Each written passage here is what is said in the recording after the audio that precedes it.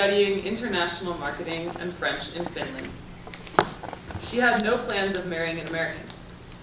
But life does not always go as planned, and soon she found herself in the US, meeting her future father-in-law. Add to that a new culture, new food, and new drinks, and you get an interesting experience. An experience that she will share with you today. This is her second speech from the storytelling manual called The Day I First Met My Father-in-Law. The time is 6 to 8 minutes. Please welcome Tess.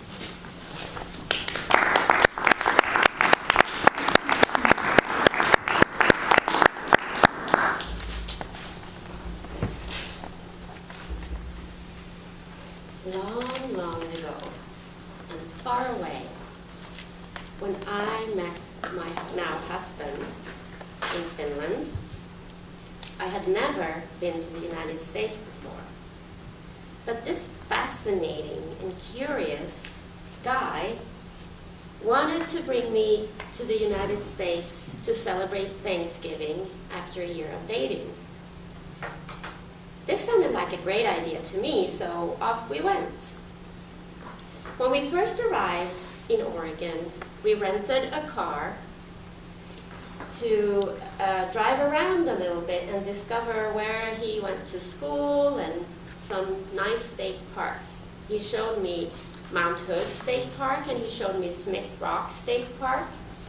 And these were the days when we were young, infatuated, and perfectly happy staying at cheap motels. He also introduced me to a lot of strange American food and the whole situation of eating food in the US. Now, ordering breakfast at a diner in the United States can be quite a challenge for a foreigner. What do you want to drink? What do you want to eat? How do you want your bread? What kind of bread? What meat do you want? Link or patty? Sausage, blah, blah. How do you want your eggs? The questions are endless and can leave you speechless. After a week of driving around, discovering all sorts of things in Oregon, it was time for the big game. I'm talking about the Oregon Ducks game. This was where I was supposed to both be introduced to American football and my future parents-in-law at the same time. I thought it was very nice of Kevin to do this soft introduction on neutral ground before we left for his house to stay for a few days. So, on the way to the game, we stopped at this hip coffee shop called the Coffee People. And Kevin recommended his favorite coffee drink, a mocha, in a large, huge plastic cup. What he didn't say, though, was how strong it was. But these were the days when I still trusted his recommendations. So I ordered this huge mocha, strong mocha, and off we went. The problem was that I was not a regular coffee drinker at that time. I had just started drinking coffee, in fact. And this strong coffee drink made me jump off the walls in the car and start becoming really bablative, jabbering about everything that could cross the circuits in my brain. And this was the state I was in when we arrived at the football game. I was very nervous, very jumpy. And when Kevin introduced me to his father-in-law, hello, Mr. Whitty. Well, hello, Tess. It's nice to see you. Would you like a gin and tonic? They were tailgating outside of the game. Talk about breaking the ice fast.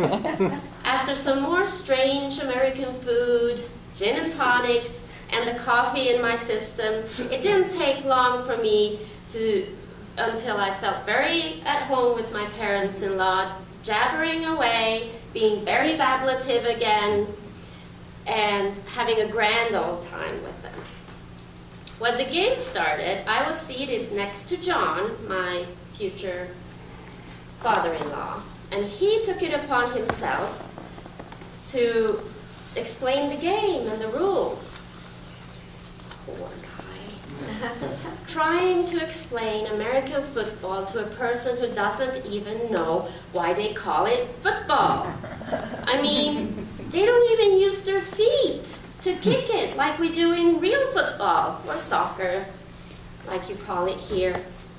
And it's not a ball. To me, a ball is round.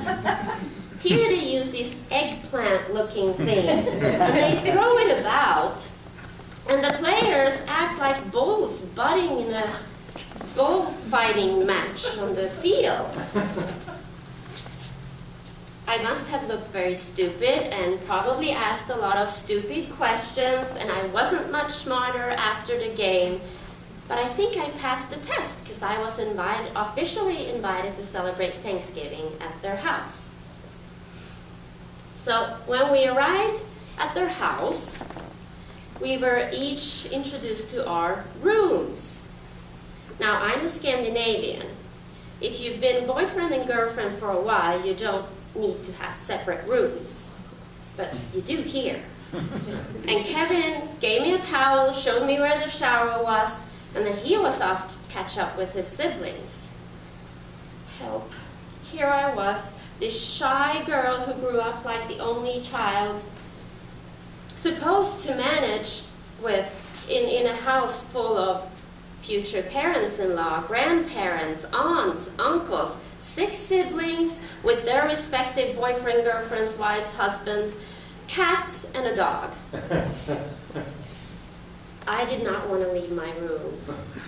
But when I finally mustered the courage to leave the room, I was following Kevin around like a puppy, afraid to be left alone with this strange and lively family.